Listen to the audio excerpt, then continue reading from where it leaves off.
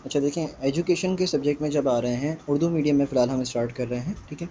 तो इसमें सबसे पहला क्वेश्चन जो इम्पोर्टेंट है वो आता है फ़लसफ़े की तारीफ़। फ़लसफ़े की तारीफ़ कीजिए और तालीम में इसकी वसअत व अहमियत बयान कीजिए, ठीक है। अब कह रहे हैं फ़लसफ़े का सबसे पहले तो हमें मीनिंग बताना होगा। देखें, अच्छा, जब भी हम कोई टॉपिक स्टार्ट करेंगे, कोई सब्जेक्ट स्टार्ट करेंगे, उसका सबसे पहले मीनिंग समझ लेंगे ना। ये फ़लसफ़ा क्या कह रहे हैं यहाँ पे? फ़लसफ़ा बेसिकली एक तरीके से हम कह सकते हैं कि फ़िलॉसफ़ी को कहा जाता है, ठीक है। और असल में होता ये है कि ये जो फ़िलॉसफ़ी है, ये बेसिकली आप ये कह सकते हैं कि किसी चीज़ को स्टडी करने का नाम है, ठीक है। तो हम कहेंगे देखें, इसमें आ रहा है सबसे पहले तो इसकी अहमियत क्या है, या इसकी पहले माहिरीन के हिसाब से तारीफ़ बात कर लेते हैं, ठीक है। तो मुफ़क्किरीन ने क्या कहा, सबसे पहले हम देखते हैं।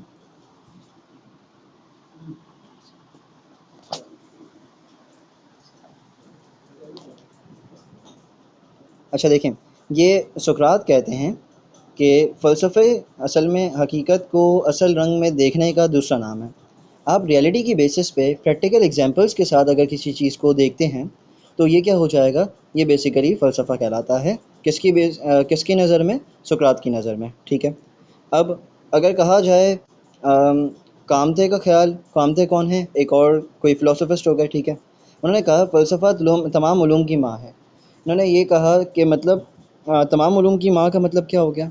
एक तरीके से हम ये कह सकते हैं कि किसी भी सब्जेक्ट को आपको स्टार्ट करना हो, उसमें आपको उसकी प्रैक्टिकलिटी देखनी होती है ना, ठीक है। जैसे हम मैथ्स पढ़ते थे, हमें हमेशा समझ में आता था कि ये जो हम लॉगरिथम पढ़ रहे हैं, ये थ्योरम्स पढ़ रहे हैं, ये इन सब का हमारी रियल लाइफ में क्या इम्पैक्ट आएगा, ठीक है।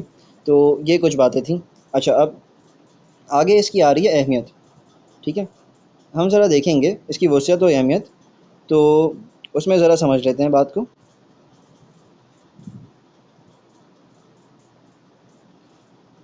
देखें, सबसे पहले तो इसकी वसअत में आ रहे हैं दूसरे मुख्तलिफ उलूम पर बरतरी। बरतरी का मतलब होता है किसी से ज़्यादा बेटर होना, ठीक है। आपको किसी के ऊपर प्रिविलेज हो, तो ये बेसिकली क्या कहलाता है आपके लिए? बरतरी कहलाती है। अब ये कह रहे हैं तालीमी मसाइल पर कोई इल्म गौर व फ़िक्र नहीं करता। जब आप कहते हैं कि एजुकेशन हासिल करते हुए आपको कुछ मसले आ सकते हैं, कुछ प्रॉब्लम्स आ सकते हैं, बिल्कुल आ सकते हैं, हमेशा आते हैं, ठीक है। तो उनके ऊपर कोई गौर नहीं करता, बिल्कुल सही बात है, ठीक है।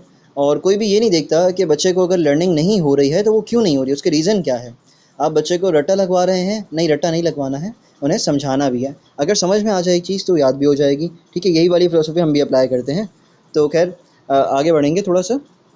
तो ये थोड़ा सा हमने एक देख लिया आपका एजुकेशन का सब्जेक्ट। बाकी जो एक डिमांड है वो इकोनॉमिक्स के सब्जेक्ट की ज़्यादा है, तो उस पे हम थोड़ा सा आएँगे, ठीक है।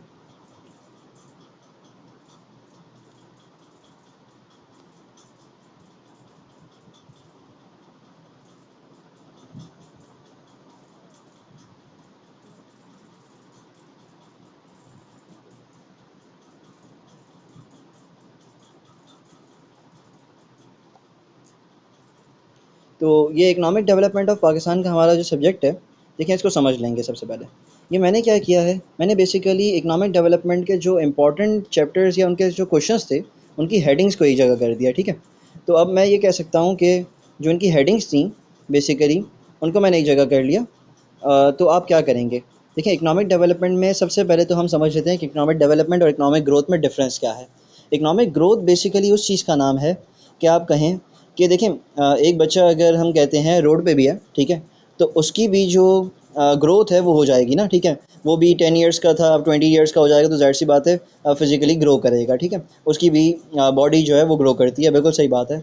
मतलब कि इंक्रीज़ तो हर एक का आ जाता है। अच्छा, लेकिन एक वो बच्चा है जो रोड पे रहता है, एक बच्चा वो है जो घर में प्रॉपर्ली एक एनवायरनमेंट के अंदर बड़ा हुआ है, ठीक है, उसने ग्रो किया है वहाँ पे। तो वहाँ जो ग्रो किया उसने एनवायरनमेंट के अंदर, उसमें क्या डिफरेंस है? डिफरेंस सिर्फ़ और सिर्फ़ इस बात का है कि उसे मैनर्स सिखाए गए, उसे ये बात समझाई गई कि आपको ऑनेस्टली रहना है, ठीक है, आपको ऑनेस्टी के साथ रहना है, आपको ईमानदारी के साथ निकालना है अपनी ज़िंदगी को, ठीक है, आपको किसी के साथ गलत नहीं करना है और बड़ों का अदब करना है। ये रिस्पेक्ट के कुछ मैनर्स सिखाए गए, खाने-पीने का तरीका सिखाया गया उन्हें, ठीक है, पहनने-ओढ़ने का तरीका सिखाया गया। तो ये बेसिकली डेवलपमेंट में आ जाता है कि एक ओवरऑल चेंज जो होता था, ठीक है, ओवरऑल चेंज जो आता है वो बेसिकली डेवलपमेंट है। और हम कहते हैं ग्रोथ में सिर्फ और सिर्फ इंक्रीज़ आता है। अच्छा, अब हम जो है वो फैक्टर्स का एक सवाल आता है इनमें, ठीक है, वो देख लेते हैं। ठीक है, फैक्टर्स की बात कर रहे हैं तो बेसिकली कहा जाता है कि इकोनॉमिक फैक्टर्स होते हैं और नॉन इकोनॉमिक फैक्टर्स होते हैं। इकोनॉमिक फैक्टर्स क्या है? इकोनॉमिक फैक्टर्स में आएंगे नेचुरल रिसोर्सेज। इकोनॉमिक का मतलब ये हो गया कि पैसों से रिलेटेड। ठीक है, तो पैसों से रिलेटेड जो फैक्टर्स हैं उनमें से आ रहे हैं सबसे पहले नेचुरल रिसोर्सेज।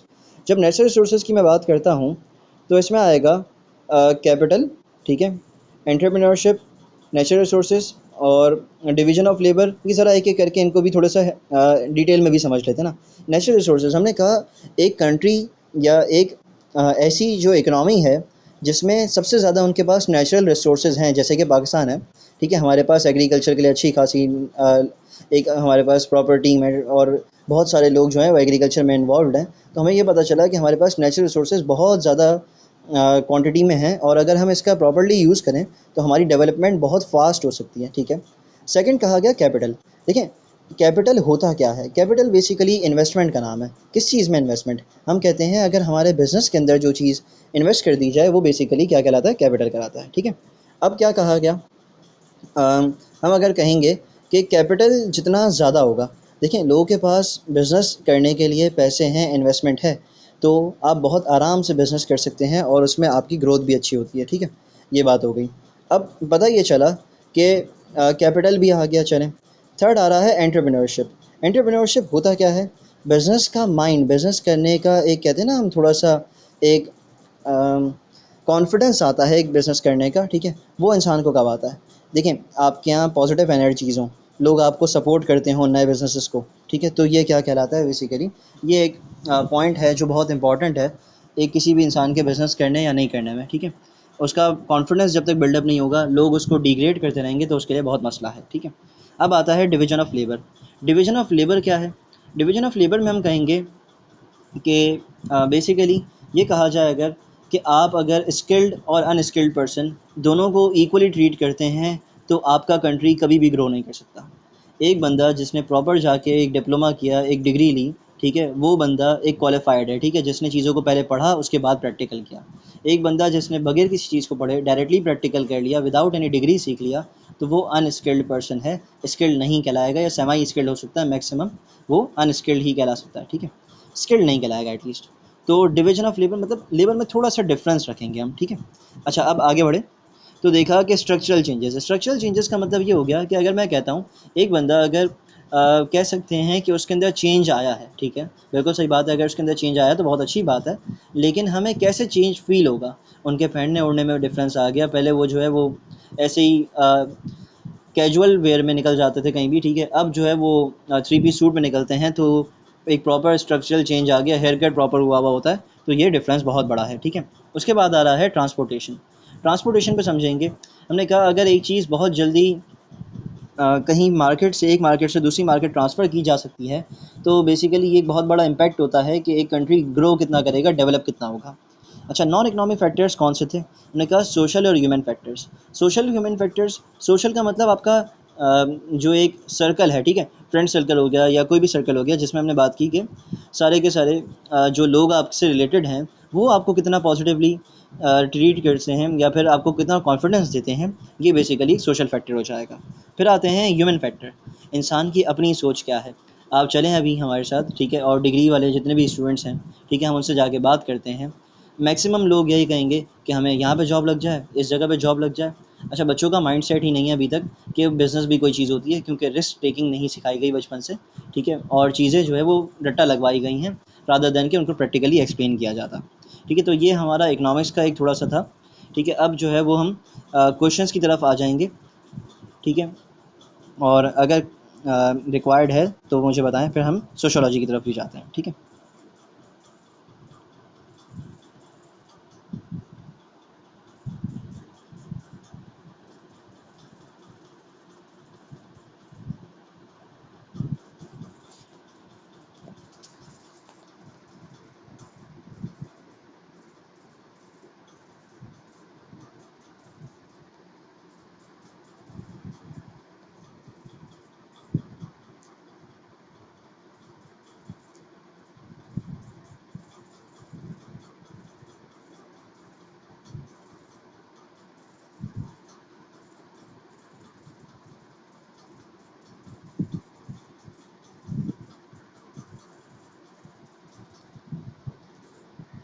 अच्छा, मुझे किसी की साइड से भी कोई रिस्पांस नहीं है सोशियोलॉजी के लिए एटलीस्ट, तो हम फ़िलहाल जो है वो ठीक है। 2 रिप्लाइज़ आए हैं तो ठीक है, चलें सोशियोलॉजी पे हम जाते हैं, कोई मसला नहीं है। ठीक है।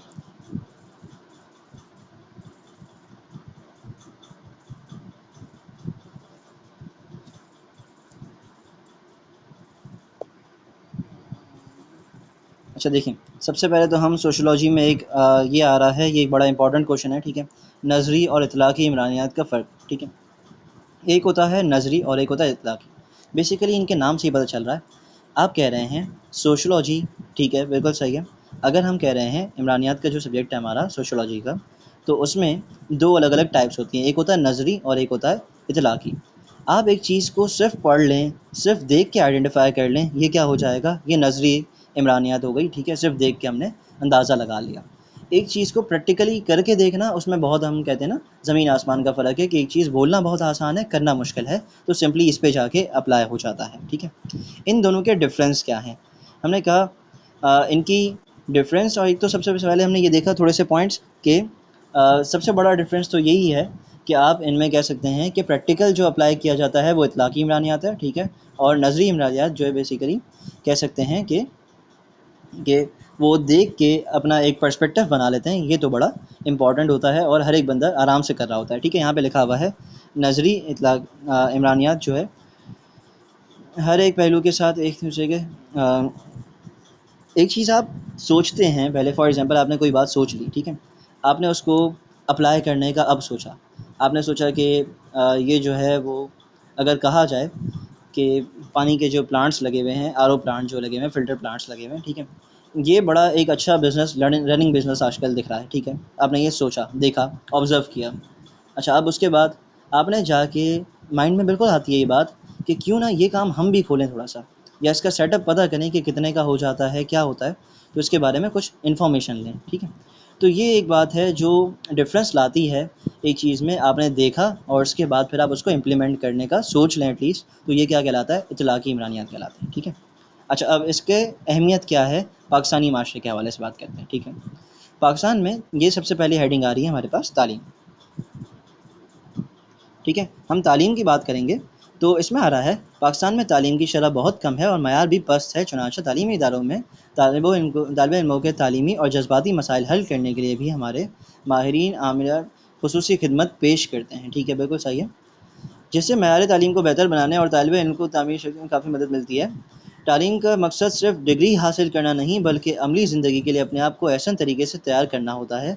कामयाब ज़िंदगी गुजारना एक फ़न है, इमानियात का मुताला इस फ़न को बेहतर अंदाज में सिखाता है, ठीक है? आपने जहाँ ये बात देखी ना कि तालीम का मकसद सिर्फ डिग्री हासिल करना नहीं, ये एक सबसे बड़ा पॉइंट है जो अगर आपने लिख दिया वहाँ पे जाके तालीम की हेडिंग डाल के और वहाँ जाके ये पॉइंट मेंशन कर दिया, तो कोई ऐसा चेकर नहीं है जो आपको फ़ेल करके दिखा सकें या कम मार्क्स दे सकें। क्योंकि देखें, हमें ये बात समझ लेनी है कि सामने वाला पर्सन चेकिंग कैसे करता है। जब ये बात समझ में आ जाएगी ना कि सामने वाला पर्सन चेकिंग कैसे कर रहा है, जो हमारे एग्ज़ामिनर्स हैं, जो चेकर्स हैं, वो चेकिंग इस बेसिस पे करते हैं, वो ये देखते हैं क्या बच्चा हेडिंग जो लिख रहा है, क्या उसको क्वेश्चन से रिलेट कर पाया। सबसे पहले तो आपसे जो क्वेश्चन पूछा गया, आपने उसकी बेसिस पे हेडिंग लिख दी एक अंदाज़ा लगा के, ठीक है? कुछ आपको याद थी, कुछ नहीं आती, आपने अपने माइंड से ओन वर्डिंग्स में हेडिंग बना के लिख ली, ठीक है? अब वो जो हेडिंग बनाई है, अब उसको अंदर आपके मटेरियल से भी रिलेट करना पड़ेगा। इसका मतलब ये हो गया कि आप जो कह रहे हैं कि मैंने ये हेडिंग बना ली, ठीक है, बिल्कुल सही है, आपने ओन वर्डिंग्स में लिखा, सही है, कोई मसला नहीं है, आप ओन वर्डिंग्स में बिल्कुल लिखें। लेकिन उसके बाद जाके एटलीस्ट आप जो ओन वर्डिंग्स में लिख रहे हैं, उन दोनों का आपस में कोई रिलेशन भी तो हो, आपस में रिलेट भी तो कर सकूँ मैं उस दोनों मटेरियल्स को।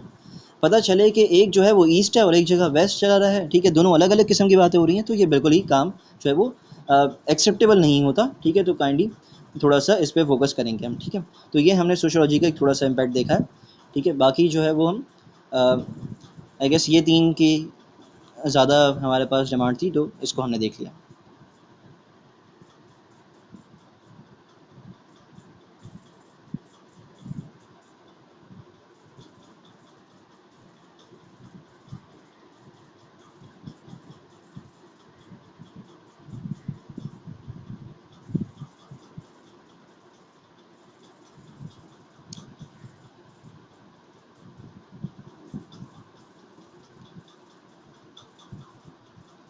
अच्छा, बाकी कन्वर्सेशन जो है वो हम इंशाल्लाह ग्रुप पे करते हैं, ठीक है।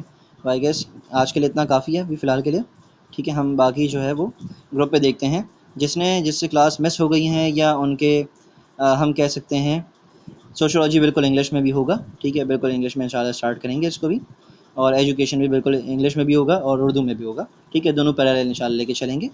तो अब तरीका इसका ये है कि आप सिंपली हम ग्रुप पे बात करते हैं, और अगर किसी के पास, मेरे स्टूडेंट्स के पास नंबर नहीं है, ठीक है, तो नंबर पे आ जाएँ काइंडली 032382315553, ठीक है। तो इस पे आप आ जाएंगे और यहाँ पे हम बात कर लेते हैं फ़र्दर, ठीक है। जिनकी क्लास मिस हो गई है उनको हम रिकॉर्डिंग भी अभी प्रोवाइड कर देंगे, तो बिल्कुल उनके लिए बहुत ईजी हो जाएगा, ठीक है। वो एक्सेस करके एक दफ़ा देख सकते हैं, आराम से देखें, कोई मसला नहीं है, ठीक है। एक और कल का भी आपके लिए डेमो होगा, ठीक है। उसके बाद जो है वो स्टूडेंट्स को एनरोल होना पड़ेगा, ठीक है।